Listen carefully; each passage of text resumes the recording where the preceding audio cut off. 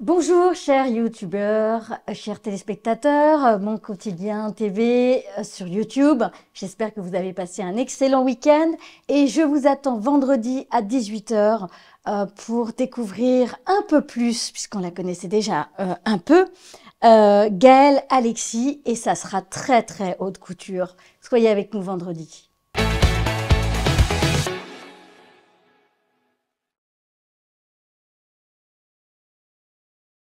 Amis youtubeurs, ça y est, on est vendredi. Heureuse de vous retrouver. Je vous attends ce soir à 18 h pour découvrir ou redécouvrir Gaëlle Alexis. Vous en avez vu défiler des invités, mais celle-là, croyez-moi, vous vous en souviendrez. À ce soir, 18 h.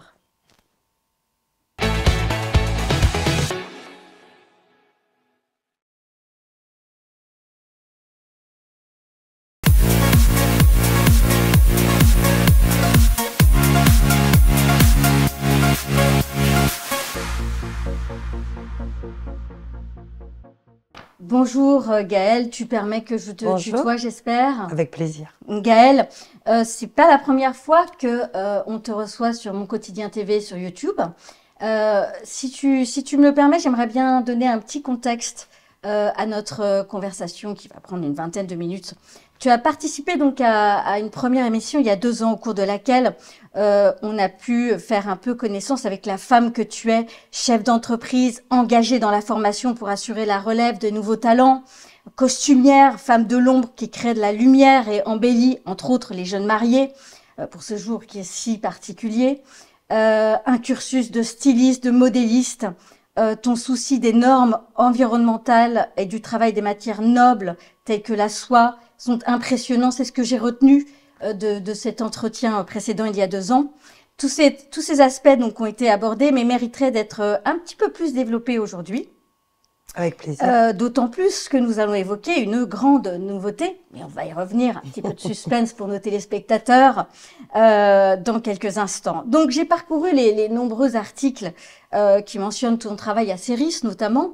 J'ai noté au cours de ma lecture de ces articles ta sensibilité artistique au travers de tes créations, de ta dextérité alliée à ta patience et à ta grande passion dans le domaine de la haute couture. Et c'est vrai, ce métier qui exige tant d'investissement comme tout métier d'art et d'artisanat en général.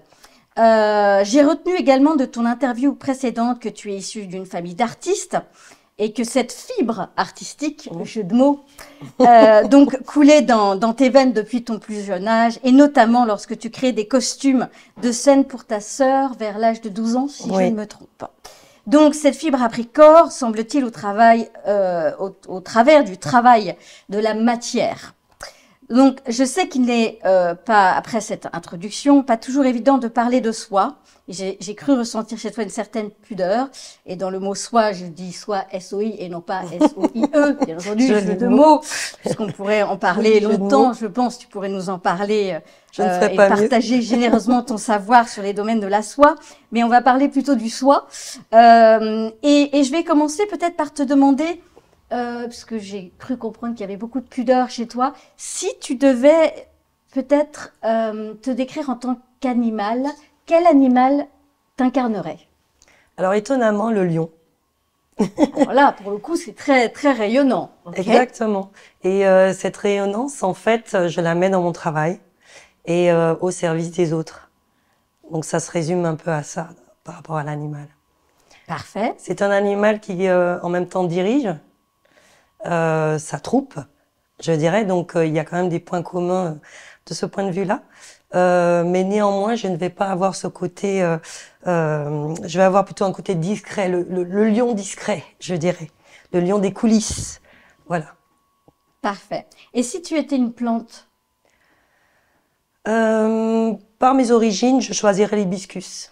L'hibiscus, pourquoi? Alors l'hibiscus, de par sa diversité de couleurs, de par sa diversité de variétés, parce que vous avez des hibiscus qui sont simples, des hibiscus doubles, des hibiscus triples, et qui sont quand même sous le soleil, sous la lumière, et qui ont, comme je disais, une variation de couleurs qui vont dans tous les dégradés qu'on puisse trouver dans les rouges, les roses, les fuchsias, les violets.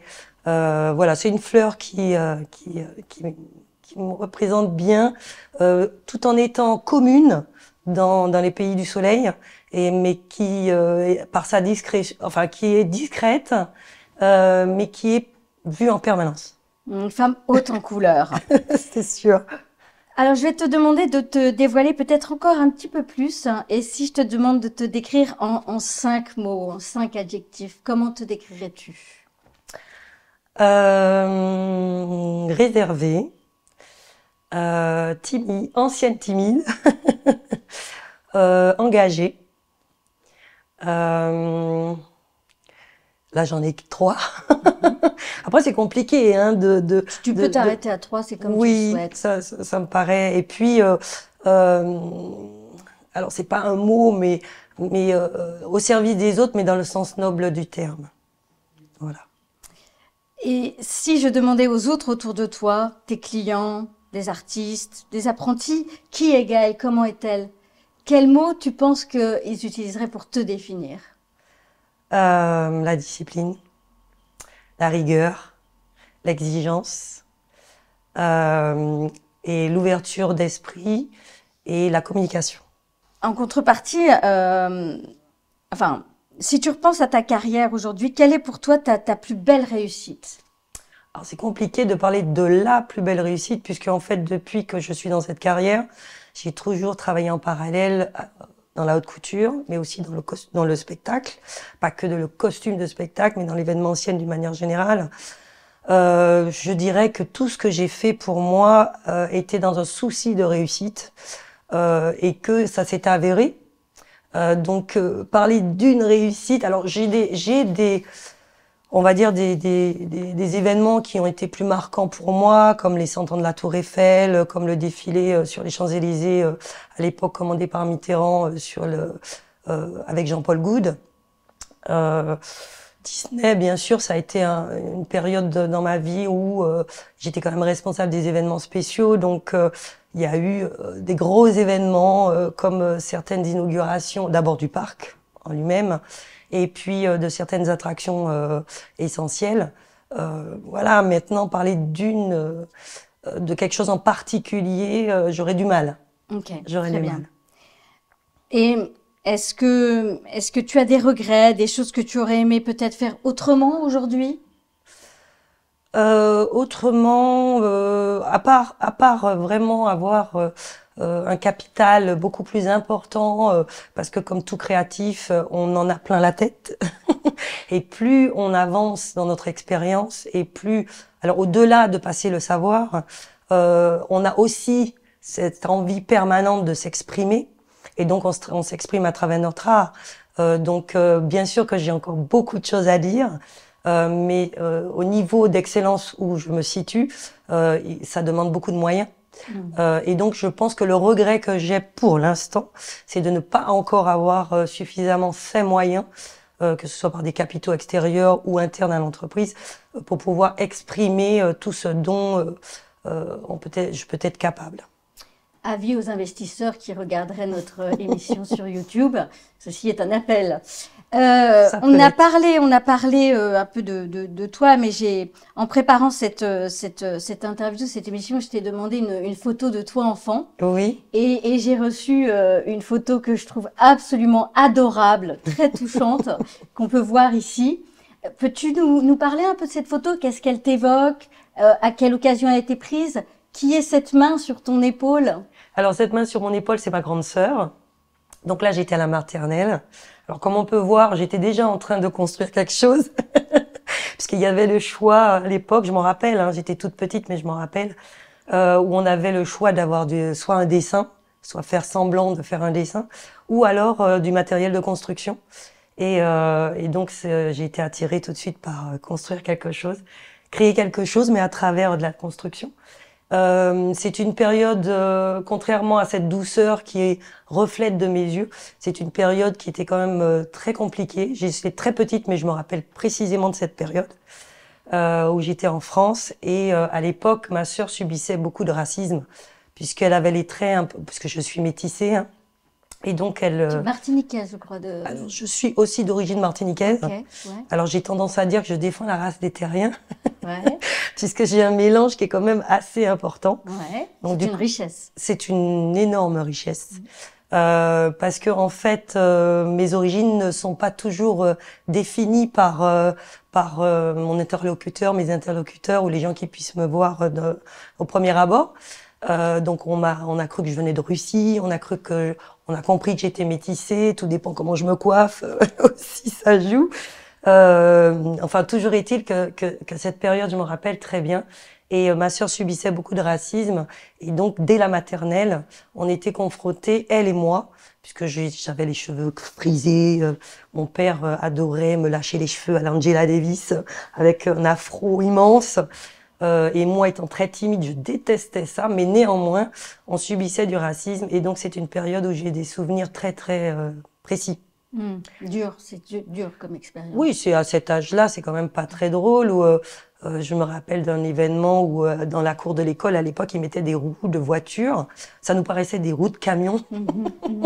Donc c'était génial pour jouer, sauf que nous, ils nous mettaient des roues les unes sur les autres et nous enfermaient toutes les deux dans ces roues.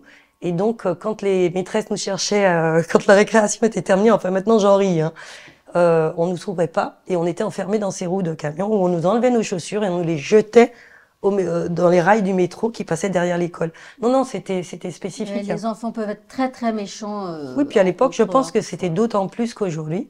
Néanmoins, c'est une période où ma mère développait beaucoup tout ce qui était culturel, tout ce qui était musical, artistique. On avait une richesse infinie d'ouverture vers toutes les sortes de cultures. Et donc ça, j'en ai un souvenir excellent dès cet âge-là. Merci Gaëlle d'avoir partagé avec nous ces souvenirs. Merci à vous. On va revenir un petit peu sur l'expérience maintenant. En 2022, les journées européennes des métiers d'art se sont déroulées. Oui. Ces journées, j'ai vu que tu y avais joué un rôle, tu y avais participé. Oui. Est-ce que les retombées escomptées correspondaient à tes attentes, à vos attentes dans les métiers d'art? Est-ce que tu peux nous parler de ta contribution et de l'impact que ces journées ont pu avoir? Alors sur les GEMA, faut savoir que tout d'abord ma démarche est de permettre que ma participation puisse attirer un certain nombre un public assez conséquent au niveau du carré d'art, puisque je fais partie aussi de l'association L'Artisan d'Art, et il s'avère que les gens aiment beaucoup les défilés, et donc c'est vrai que c'est un outil que je mets à disposition de cette association pour pouvoir effectivement que les gens puissent découvrir d'autres artisans d'art qui font partie du carré d'art ou qui sont amenés à venir ce jour-là au carré d'art. Donc ça fonctionne assez bien. Au niveau des retombées de ce public, il y a des gens qui viennent chaque année qui me suivent au niveau des défilés, de tout ce qu'on peut faire de nouveau qui puisse leur être présenté. Mais c'est surtout dans une démarche au niveau des GEMA d'apporter un plus au niveau du public à ce moment-là.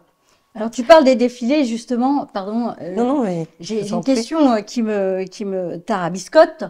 Au cours de ces dernières années, c'est vrai que le monde du luxe et de la mode, de la haute couture, ce monde a beaucoup évolué, et en particulier la haute couture, où le raffinement, et ça, le raffinement, on le voit dans ton travail, côtoie une exubérance folle, avec des points culminants tels que la Fashion Week, par exemple.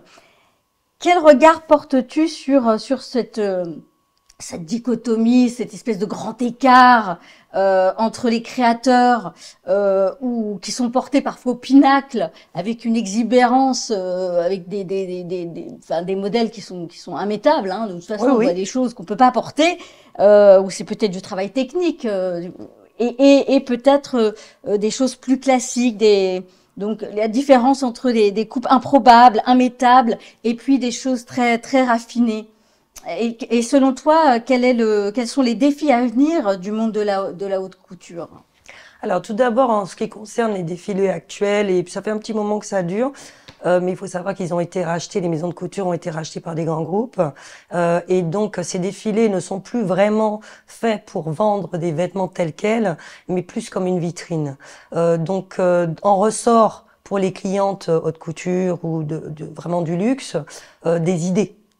Moi, je me rappelle quand j'étais chez Lacroix, il y avait une comtesse qui, quand elle, suite au défilé, disait moi je veux ce haut-là avec ce bas-là, mais de telle couleur, etc. Donc c'est vraiment des propositions. C'est plus des propositions que des vêtements vendus tels quels ou faits pour être vendus tels quels. Et maintenant, de plus en plus, ça progresse vraiment dans cet esprit où les défilés sont vraiment de pures vitrines pour tous les produits qui vont suivre derrière, à savoir les parfums, les accessoires, etc. Donc c'est plus dans cette optique depuis un certain temps que sont produits ces défilés. Après, à travers ça, effectivement, vont en ressortir des créateurs ou certaines maisons de couture vont du fait de vouloir les promouvoir à travers leur propre maison. D'une manière générale, tout va être un peu exagéré. Hein, mais c'est vraiment dans un but de communication, en fait, de vitrine et de communication. Par rapport à votre dernière question, déjà de se diriger de plus en plus vers des choses qui sont éco-responsables, en sachant que effectivement, heureusement, au niveau du luxe, mais vraiment du luxe, c'est-à-dire de la haute couture et du prêt-à-porter de luxe, non pas comme on l'entend avec des belles matières, mais des confections, des productions industrielles, mais du vrai prêt-à-porter, qui exploitent déjà des matières assez naturelles. Hein.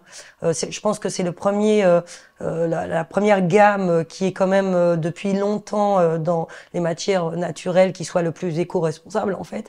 Maintenant, la problématique, ce sont les teintures. Ça a beaucoup évolué également. Hein. Donc, on va aller vers des pigments qui sont quand même de plus en plus naturels.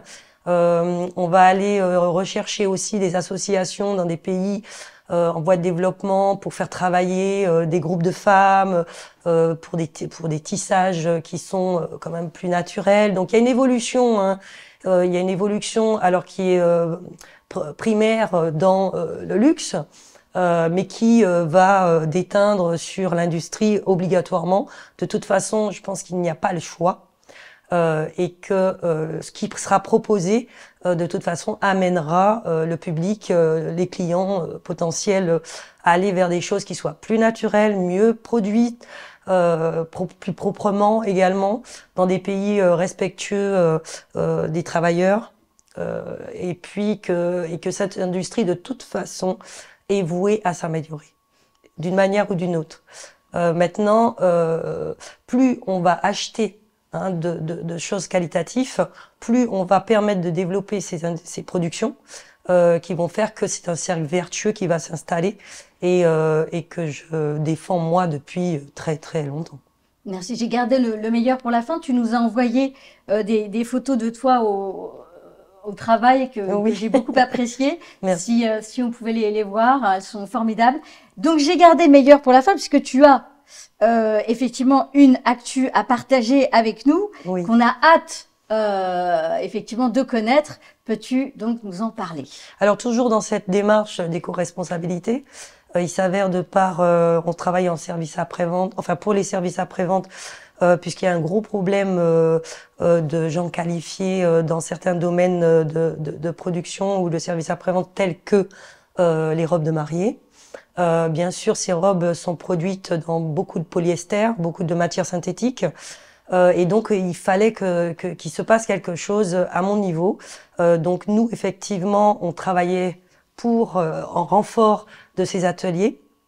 Et donc, on passe toujours, puisque c'est un service pour les professionnels qu'on continue de faire. Beaucoup de robes dites industrielles et donc ça fait un moment que je me disais, je vois passer ces robes.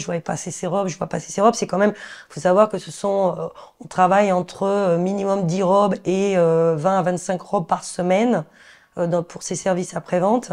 Et pour moi, chaque fois que je vois ces robes, elles peuvent être très belles, moyennement belles, mais je les vois comme du plastique depuis très longtemps. Et donc, m'est venue une idée, c'est qu'on puisse créer avec nos partenaires avec qui on travaille, nos clients à la base, qui sont nos clients professionnels. Donc, je leur ai proposé un partenariat pour qu'on puisse, en collaboration avec nous, ouvrir un service de location de robes de mariée. Il faut savoir que... à quel endroit? Alors, ça sera à Céris, là, au siège de l'entreprise, de la maison d'haute couture, parce qu'à la base, c'est une maison d'haute couture, où notre vocation première, c'est du sur-mesure, où on travaille des matières le plus naturelles possible.